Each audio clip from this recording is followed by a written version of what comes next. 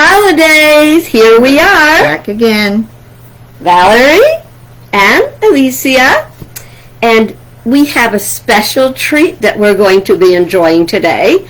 And that is a little teeny eggnog. Cheers. Once a year, that's plenty. Mm-mm. Oh my gosh. Very Is that good. delicious? Oh yeah. It's better than the eggnog we used to have when we were kids. What was that, fake? It was regular It was eggnog. fake nog?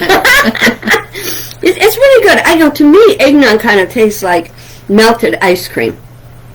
I can't believe there's people out there that don't like eggnog. Now, if you put in just a tad bit of Southern Comfort, it's particularly nice. Doesn't hurt a thing. It just makes it go down so smooth. Little nutmeg on top. Don't do that with your kids. So. And no, don't you They get so cranked up. Yeah, shut up.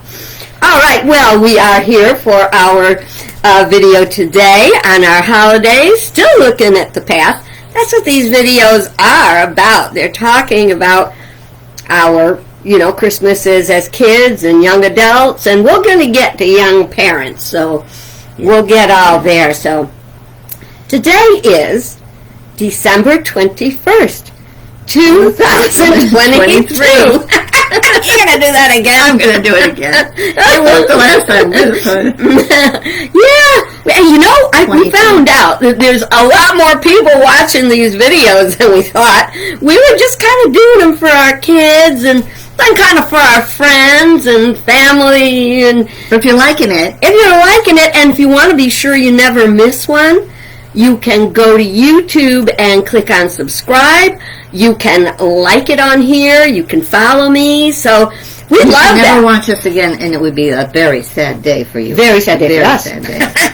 we want to share these things because they have such meaning to us. But there's memories with that. That's what the memories have the meaning. The more you talk about it, the more these little things just pop up in your head, and you go, "Oh man, I forgot all about that." Yeah. How nice. Yeah. Let's share it. Yeah. So here we are. And that's what we're talking about today is favorite things.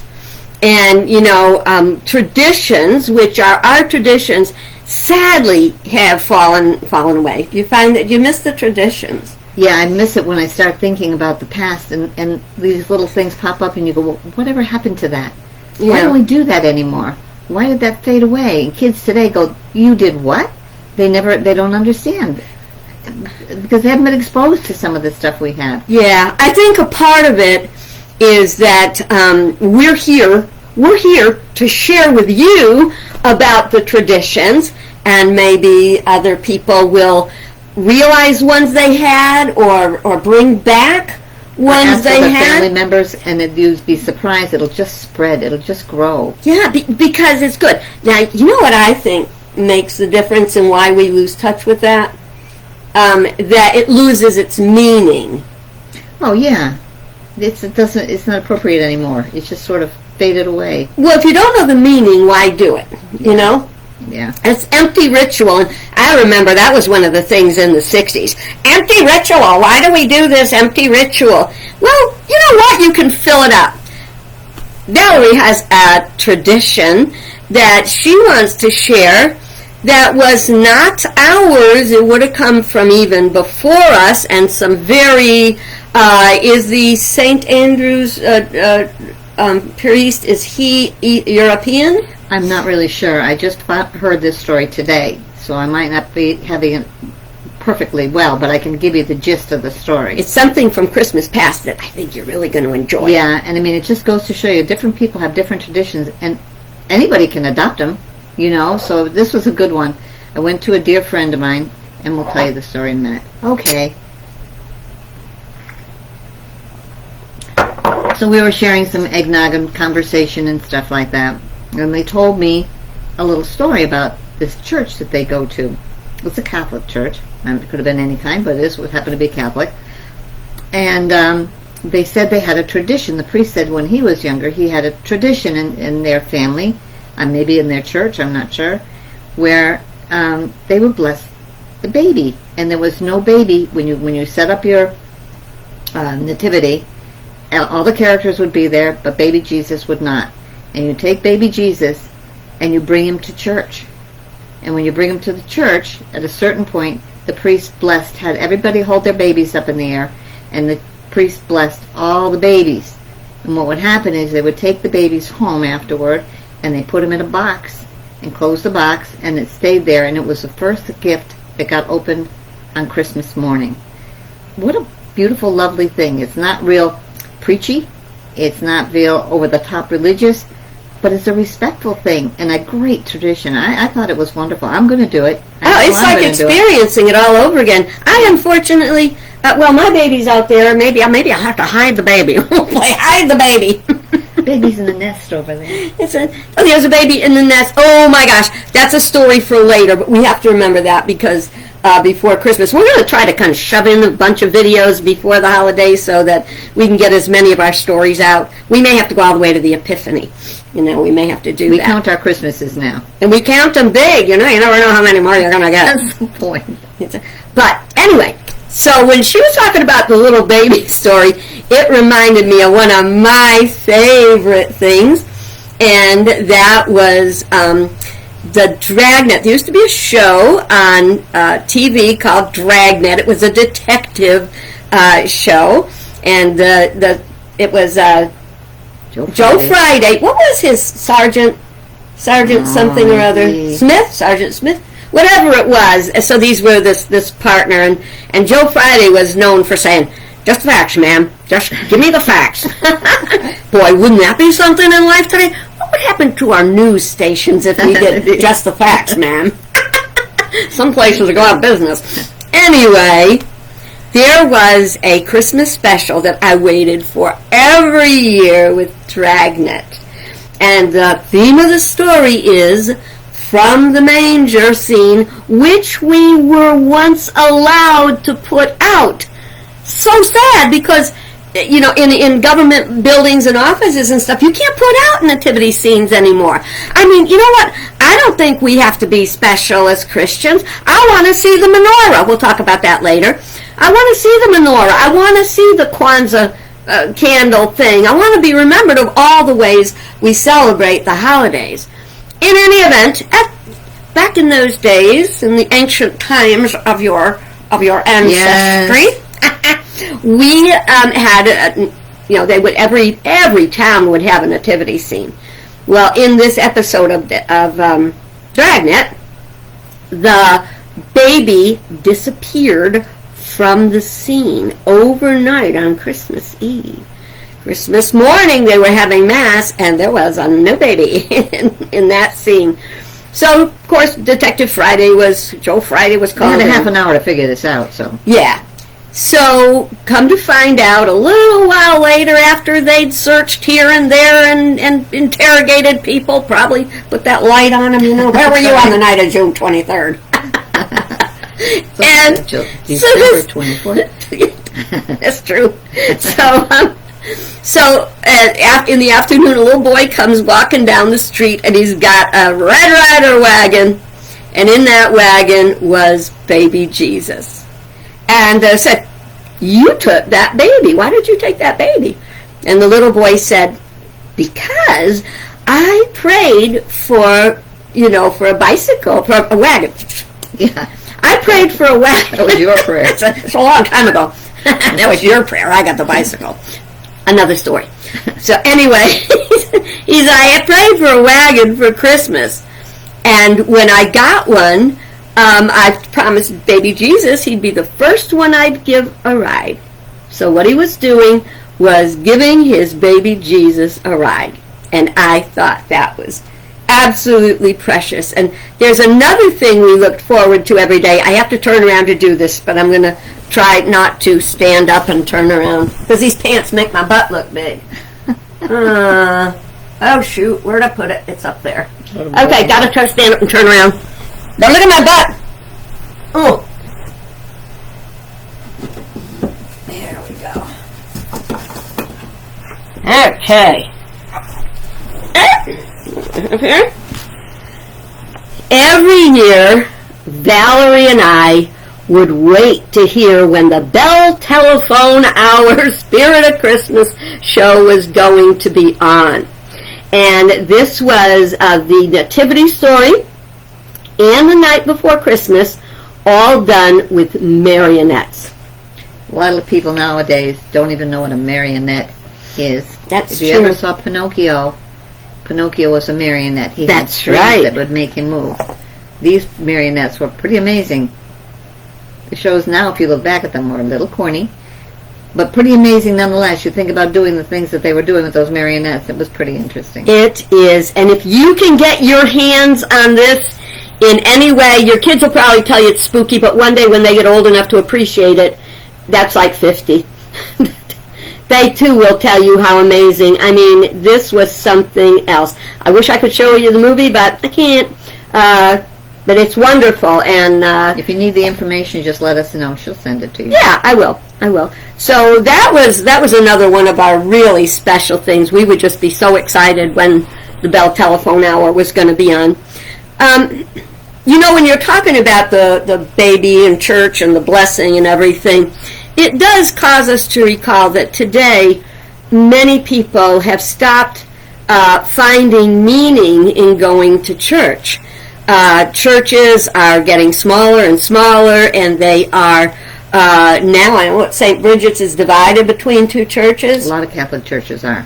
They just haven't got the priests, they haven't got the attendance, they haven't got the money. The money.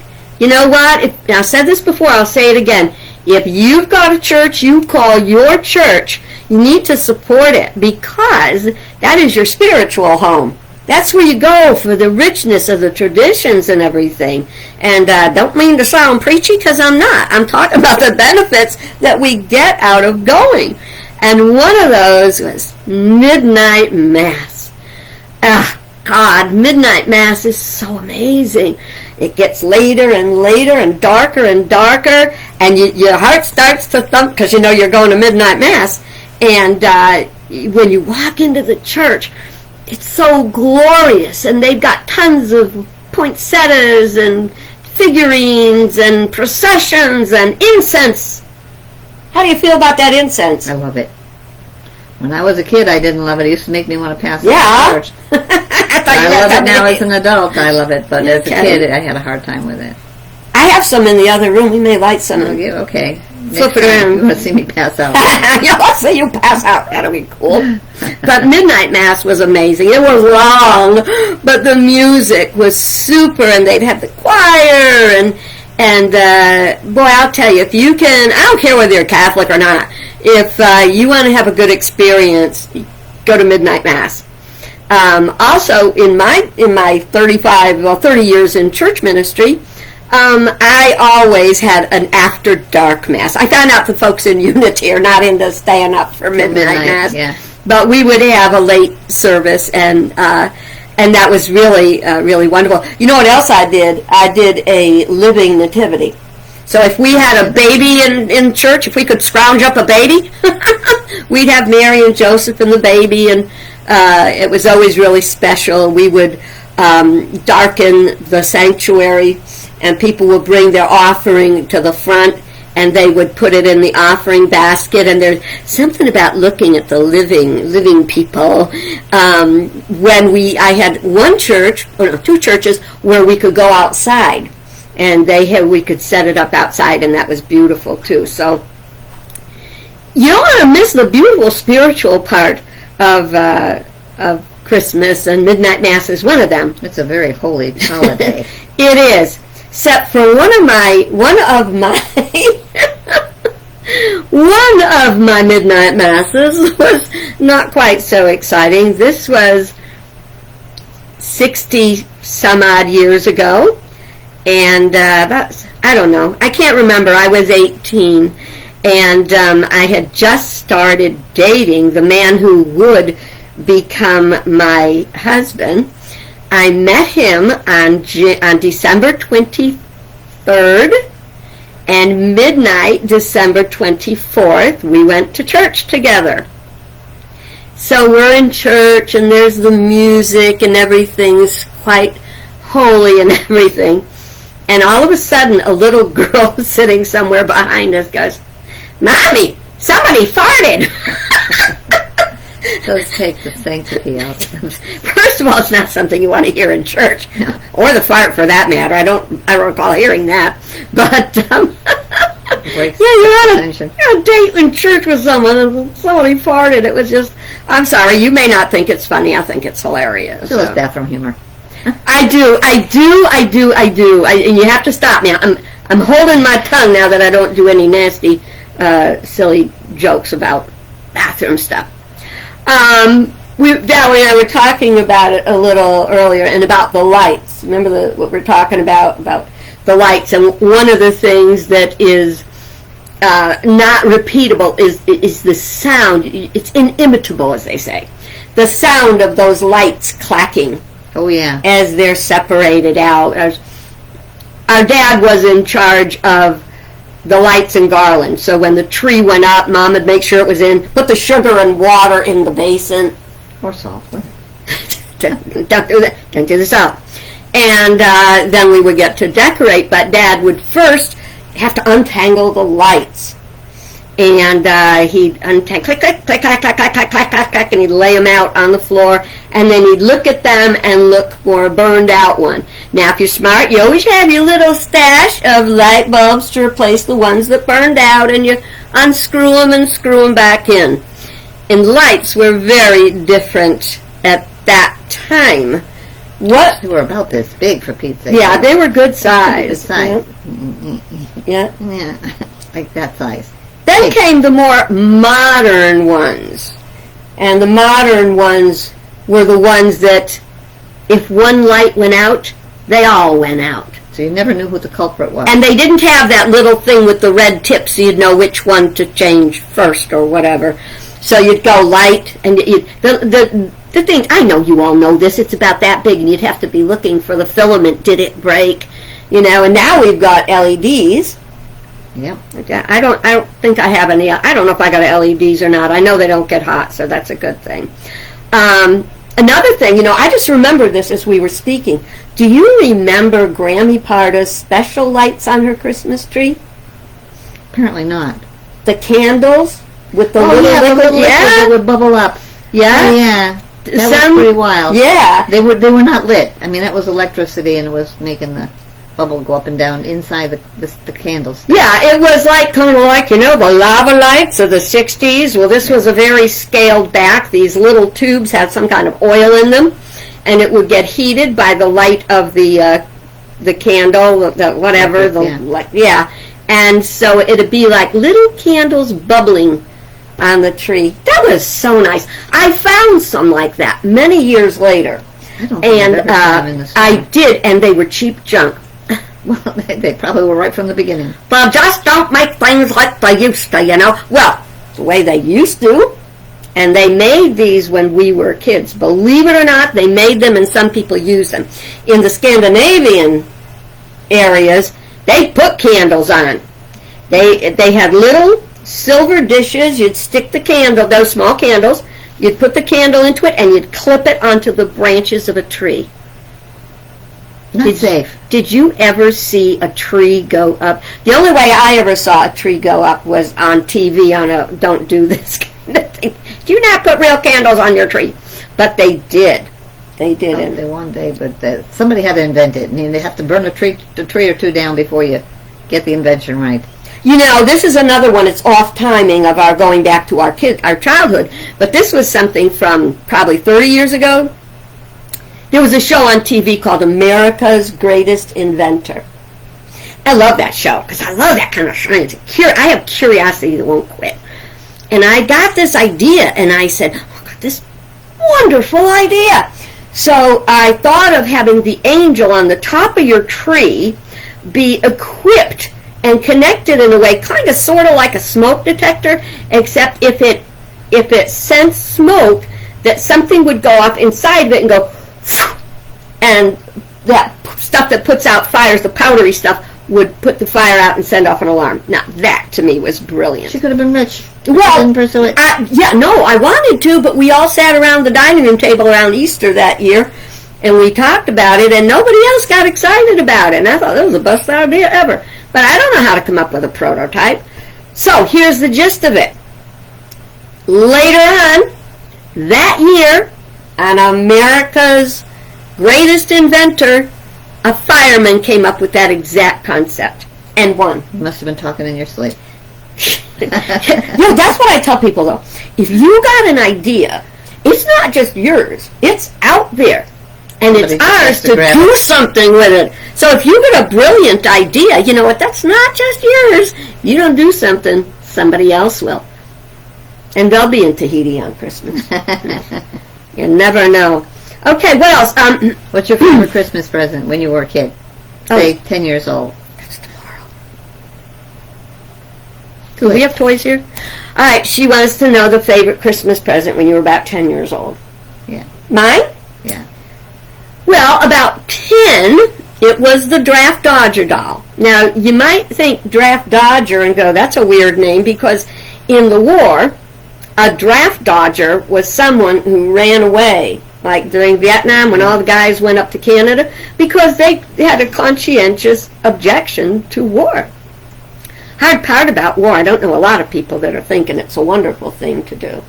But anyway, yeah, but what it was with a draft dodger, the doll had on these little jammies with a little button drop down, whatever you call it, so you could use the toilet while you had your jammies on. No more, you gotta take the whole dang thing off and freeze your hiney by the time you're dressed. That was awful. So that was one of mine. What about you? My very favorite gift that I remember, and I'm assuming it came from Santa because I wished for it hard enough and long enough, was my John Nagy art set.